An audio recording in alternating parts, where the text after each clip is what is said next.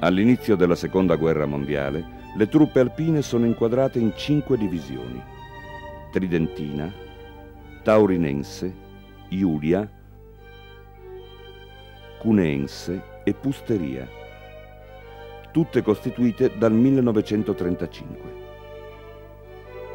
Nel marzo del 1942, per le esigenze del fronte balcanico, viene creata la divisione Alpi-Graie.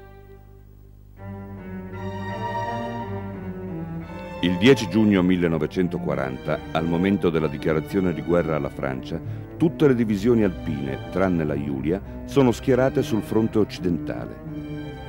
Le ostilità iniziano subito, ma cessano dopo pochi giorni, il 25 giugno. Il bilancio delle perdite testimonia l'asprezza dei combattimenti: 631 morti, 618 dispersi, 2150 congelati, oltre 2600 feriti.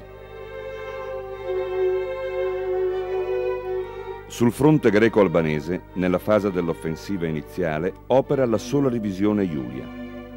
In seguito, verso la fine del 1940, per successivi scaglioni affluiscono in Albania le divisioni Pusteria, Tridentina e Cuneense.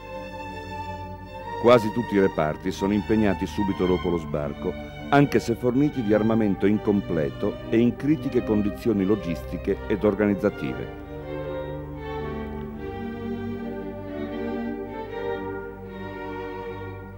Dal luglio 1941 la divisione Pusteria viene impiegata sul fronte balcanico, in Montenegro. Presto sarà affiancata dalla divisione Alpi-Graie. Sul fronte russo, un corpo d'armata alpino, formato dalle divisioni Tridentina, Cuneense e Julia, partecipa alle operazioni del Corpo di Spedizione Italiana in Russia. La grande unità alpina, approntata per operare sul Caucaso, viene invece schierata in difensiva sul corso del Don. I tragici eventi che seguono lo sfondamento russo del dicembre 1942 vedono il sacrificio della Julia e della Cuneense. La Tridentina è costretta ad aprirsi la via della ritirata, combattendo per oltre 1000 chilometri nel gelo dell'inverno russo. 2/3 degli effettivi non fecero ritorno in patria.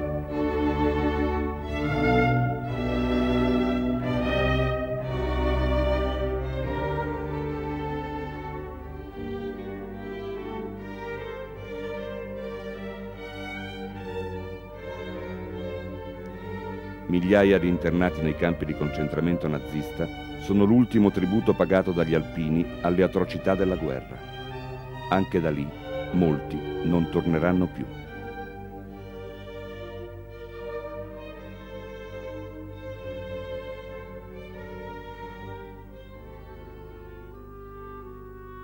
Su uno sperone roccioso a nord del paese, il 21 settembre 1969, gli alpini di Cison di Valmarino inaugurano il Cristo degli Alpini.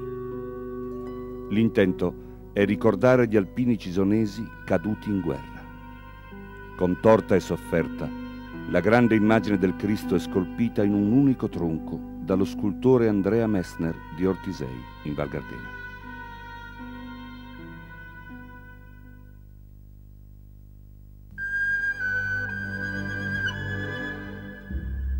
In quegli anni, un eccezionale alpino trevigiano, Mario Altarui, classe 1926, girava la provincia di Treviso coltivando uno straordinario progetto: ricordare in un unico luogo gli alpini trevigiani caduti nelle varie guerre, per la maggior parte senza sepoltura.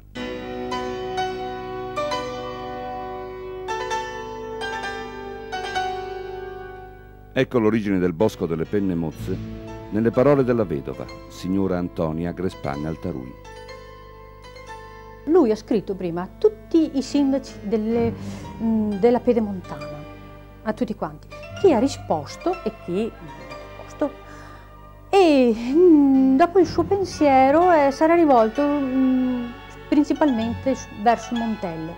Poi là ha capito che non c'era tanta altri monumenti, che non serviva, era meglio portare il bosco in un posto dove non c'era nulla praticamente e la collina si adattasse. il sindaco di Cisone di Valmarino, una degna persona, ottima persona, aveva preso proprio in simpatia, diciamo, il pensiero di mio marito. E allora un giorno dice: venga professore, dice, andiamo a vedere se le può andare bene il posto. Allora siamo andati, sono andata anch'io, mi ricordo quella volta. E siamo andati a vedere, abbiamo fatto tutto il giro della collina, era meraviglioso, quasi perfetto, ha detto mio marito.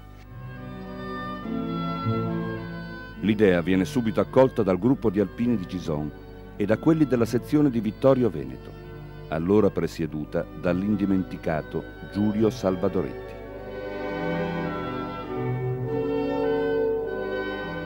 L'ingegner Virgilio Floriani, un cisonese di stampo antico che oggi vive, ormai novantenne, a Lecco, sostiene con mecenatesca generosità le spese per l'acquisto del terreno. Sua moglie, Loredana Carbone, sarà la madrina del bosco.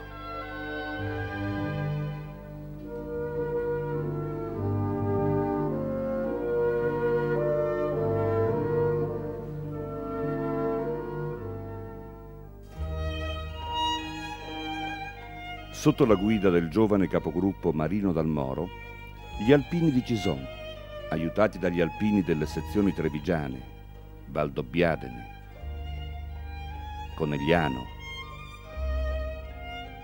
Treviso, Vittorio Veneto, iniziano la realizzazione del Bosco delle Penne Muzze. La vedova, Gabriella Celussi Dal Moro, è testimone di quella straordinaria stagione. Siccome tutti gli alpini avevano a disposizione soltanto la domenica per le opere di volontariato e cose del genere, subito si sono raggruppati e organizzati per dedicare la domenica mattina alla realizzazione del bosco. La prima cosa da fare era reperire il terreno e ripulirlo, perché si trattava qui, dove adesso è tutto organizzato, tutto pulito, di un bosco abbandonato, quindi c'era da sistemare qualche sentiero, da ripulire dai rovai, rimboscare eventualmente se ce ne fosse stato bisogno. Il reperimento delle opere per la domenica mattina veniva tramite il passaparola. E piano piano questo passaparola ha fatto il miracolo, cioè che da poche persone che erano inizialmente e sempre quelle del paese si è esteso anche agli altri di altri paesi, il numero è diventato sempre più cospicuo e quindi quei lavori che nei primi tempi avveniva in diverse domeniche, successivamente si poteva fare in una sola domenica.